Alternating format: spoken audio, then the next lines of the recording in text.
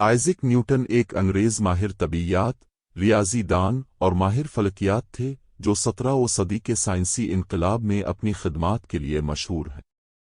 ان کی سب سے مشہور کتاب پرنسپیا میتھمیٹیکا ہے، جس میں اس نے حرکت اور عالمگیر کشش ثقل کے اپنے قوانین وضع کیے ہیں۔ ان قوانین نے کشش ثقل کے زیر اثر ایک دوسرے کے ساتھ حرکت کرنے اور تعامل کرنے کا طریقہ بیان کیا اور آج بھی کائنات کے رویے کی وضاحت کے لیے استعمال کیا جاتا ہے۔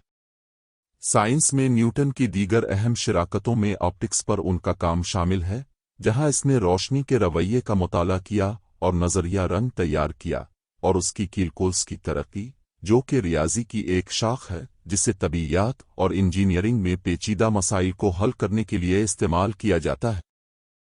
اس کے کام نے جدید سائنس کی ترقی پر گہرا اثر ڈالا، اور اس کے خیالات نے فلکیات، طبیعیات، ریاضی اور فلسفہ جیسے متنوع شعبوں کو متاثر کیا۔